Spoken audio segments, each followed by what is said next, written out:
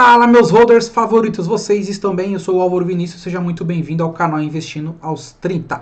E nesse vídeo eu quero falar sobre alavancagem, como que você, holder, investidor de longo prazo, deve analisar essa questão de alavancagem financeira de uma empresa, né? Existem dois tipos de alavancagem, a operacional e a financeira, e nesse vídeo eu vou focar na alavancagem financeira. Essa aqui é uma pequena parte de uma das aulas do meu curso, que eu vou deixar o link na descrição, caso te interesse e queira indicar para algum amigo que também queira aprender aí sobre como analisar ações, fundos imobiliários, etc, tá? Bom, já pedi também para você deixar o seu like, se inscrever no canal se ainda não for inscrito e comentar se você analisa o grau de alavancagem financeira de uma empresa na hora de escolher a empresa para compor a sua carteira ou até mesmo aí nos balanços, né, quando a empresa solta ali os demonstrativos dos trimestres, se você olha se a empresa está se alavancando, se a dívida cresceu. Então as pessoas têm um conceito muito ruim de dívida, e dívidas para a empresa não necessariamente são ruins, tá? É o que eu vou tentar trazer aqui nesse vídeo para mostrar para vocês por que uma empresa prefere captar recursos de terceiros do que captar recurso próprio para poder continuar se expandindo e fazendo aquisições aí, tá bom? Bom, então primeiro vamos falar sobre o que é alavancagem. Então, em linhas gerais, a alavancagem é a estratégia de utilizar vários instrumentos financeiros ou capital de terceiros para aumentar o retorno potencial de um investimento. Então, ela pode, basicamente, investir, e uma empresa ela faz também investimentos, ela deixa o dinheiro lá em renda fixa, ou algum fundo, etc. E ela também toma empréstimos, né? Ela também toma capital de terceiros, empréstimos, emite debêntures, etc. A alavancagem também pode refletir-se ao montante da dívida utilizada para financiar ativos ou ainda está relacionado com a operação de volumes financeiros que o próprio patrimônio da empresa na prática, né? Então, na prática, quando uma empresa está alavancando, ela está multiplicando a sua capacidade de realizar alguma atividade que antes não poderia, se utilizasse somente o capital próprio, né? Então, a empresa precisa tomar dívidas para poder continuar expandindo. Então, o que é alavancagem? A alavancagem tem a ver com criar valor para os sócios da empresa. Isto porque trata-se da capacidade da organização utilizar recursos ou ativos externos a um custo fixo, com o objetivo de maximizar a lucratividade dos negócios. E quais são os tipos de recursos financeiros que a empresa pode usar para se alavancar? Empréstimos, né? Financiamentos, aluguel e derivativos. Derivativos muito utilizados por empresas que possuem receita em dólar para fazer ali um hedge cambial, né? Então, que também pode trazer um risco muito grande. Eu já mostrei na aula sobre empresas com receita em dólar, que o derivativo, como utilizado como hedge cambial pelas empresas, pode dar bom como pode dar ruim, né? Então, os derivativos nem sempre são utilizados por tesouraria de grandes empresas, mas também tem um risco, né? Então, todavia, se a alavancagem busca potencializar ganhos, existe o risco de que ocorra o oposto, ou seja, perdas sejam potencializadas.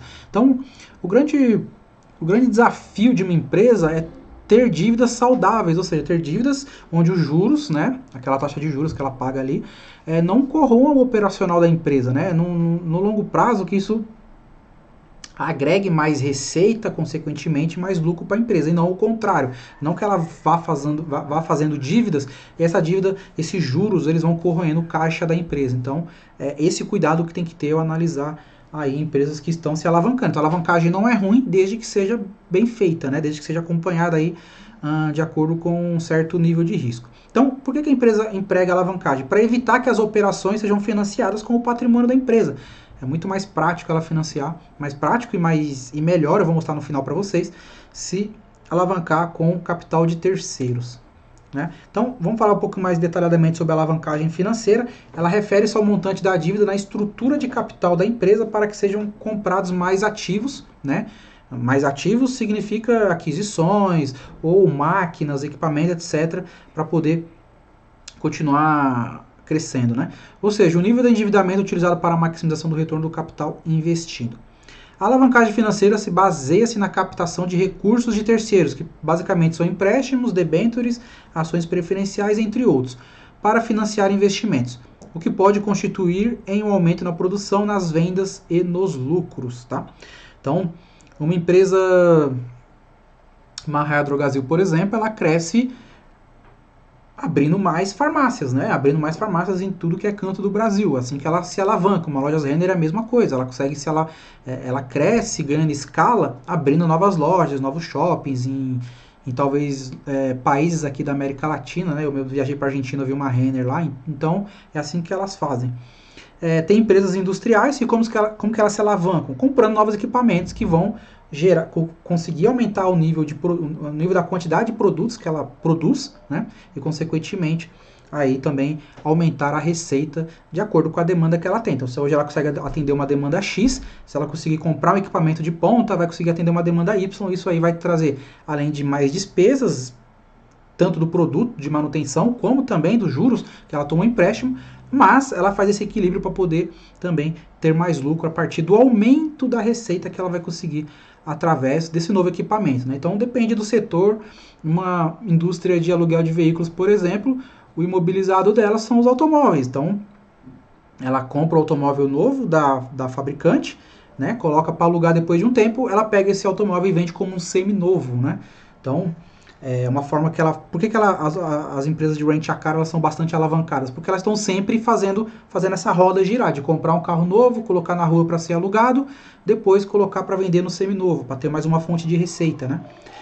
E fora isso, ainda tem também a questão da terceirização de frotas de veículos, que também exige também essa troca aí constante do veículo. Então é natural que você saiba analisar cada setor para entender que aquele setor precisa de fato se alavancar de acordo com o business dele, né? Então, normalmente existe uma limitação natural sobre a quantidade de alavancagem financeira, uma vez que credores são menos propensos a encaminhar fundos adicionais para um mutuário que já está com uma grande quantidade de dívida. Então, a empresa de capital aberto dificilmente vai ter essa dificuldade, mas dependendo do grau de endividamento que a empresa tem, do caixa que ela tem, ela pode ter dificuldades de fato de conseguir tomar dívidas, né? Então vai ter que começar a emitir debêntures aí, que acaba sendo... a empresa prefere tomar dívida do que emitir debêntures, né? Porque é muito mais... As debêntures entram como dívidas, né, no caixa dela.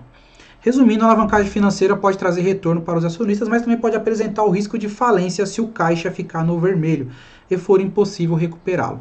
E para evitar essa última, é necessário mensurar o grau de alavancagem financeira com frequência e monitorá-lo. Então, cabe a você, investidor de longo prazo, fazer esse monitoramento aí, né? Acompanhar. Então, como que você mede o GAF? Esse grau de alavancagem financeira somente existe devido à presença da remuneração do capital de terceiros na estrutura de capital da empresa, ou seja, um capital que dá origem ao pagamento de juros. Como você pode ver, o GAF é expresso em um índice, sendo que, se for igual a 1, a alavancagem financeira é nula, né? Então, o que você paga de juros e o que você está se alavancando, está ali, está equilibrado, é nulo. Se a alavancagem for maior que 1, a alavancagem financeira favorável, o capital de terceiros está contribuindo para gerar retorno adicional a favor do acionista. E se for menor que 1, a alavancagem financeira desfavorável, o capital de terceiros está consumindo o patrimônio líquido da empresa. E como que você faz essa conta?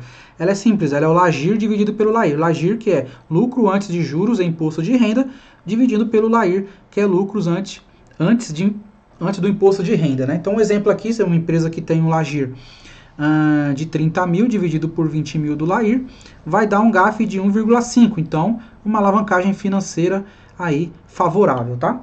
E aí, vou mostrar para vocês uma outra coisa que eu queria mostrar aqui. Vou citar um exemplo da Ambev, porque as pessoas...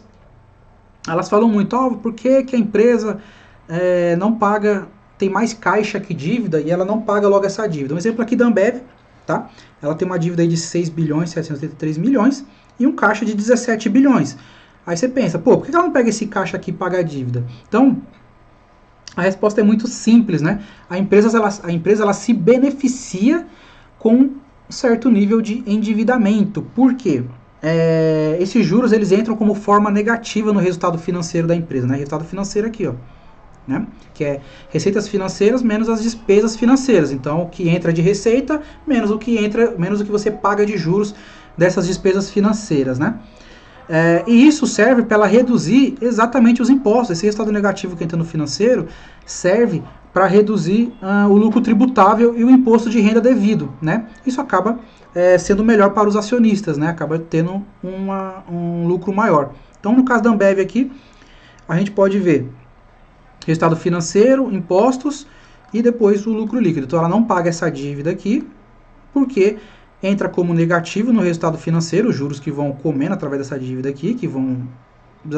E abate do imposto de renda, consequentemente, tem aí um acréscimo do lucro líquido, né? Cada caso é um caso, mas em linhas gerais é basicamente isso que acontece. E aí um indicador importante para você identificar a saúde financeira da empresa é a dívida líquida por EBITDA, né? Então, a dívida líquida, essa dívida aqui, dividido pelo estado operacional da empresa, que é o que ela gera de caixa através das suas operações, tá? Esse indicador tem que estar abaixo de 3, né? No caso da Ambev está 0, então significa que a empresa está extremamente saudável, ela tem sim a dívida, mas essa dívida aqui não impacta em nada, não impacta em nada aí na questão da sua lucratividade e do seu resultado operacional, tá? Voltando ao GAF, poderíamos aqui dividir o EBIT, né, que no caso o LAGIR, pode dividir pelo EBITDA, se eu fazer pela Ambev aqui vai dar mais ou menos 1,83, que vai mostrar que também ela tem um GAF extremamente saudável. Então, é basicamente isso que uma empresa usa para se alavancar. Vamos usar um exemplo aqui, eu falei sobre empresas de aluguel de veículo, né? Vamos usar um exemplo aqui da Localiza. Né? Estou usando o site Fundamentei para mostrar para vocês. Então, a Localiza, igual eu falei, ela tem uma dívida líquida por EBITDA de 3,6 e ela tem mais dívida do que caixa, né? Porque ela tem essa necessidade de estar alavancada, porém você vê o lucro líquido aqui bem satisfatório, né? Não tem nada demais nesse lucro líquido dela aqui. E é o tanto que o resultado financeiro dela impacta aqui, né? Na diminuição de impostos também. Então, cada caso é um caso. Você vê o resultado operacional da empresa, no caso da Localiza, sempre crescente, o resultado operacional dela. O fluxo de caixa operacional negativo, porque ela utiliza muito caixa nesse imobilizado dela, na compra desses carros, né? Então, CAPEX, fluxo de caixa de financiamento, também negativo, porque é o setor da empresa que é alavancado. Não tem jeito, né? Não tem jeito. Se eu pegar aqui a mesma coisa com a Unidas, a gente vai ver que vai ser bem parecido a esses números. Aqui, ó, aqui já está um pouquinho melhor, mas mesmo assim, ó, também tem mais dívida do que caixa, né? Dívida por EBITDA 2,9, mais ó, o lucro líquido, EBITDA, resultado financeiro negativo, porque igual eu falei, né, ela pega a parte desses juros aqui, entra como resultado financeiro e abate do imposto. Olha como o imposto dela é menor, né? O que sai de impostos dela é bem menor aqui. Se não fosse isso aqui, essa dívida que ela toma para bater com o imposto, o lucro líquido dela seria menor.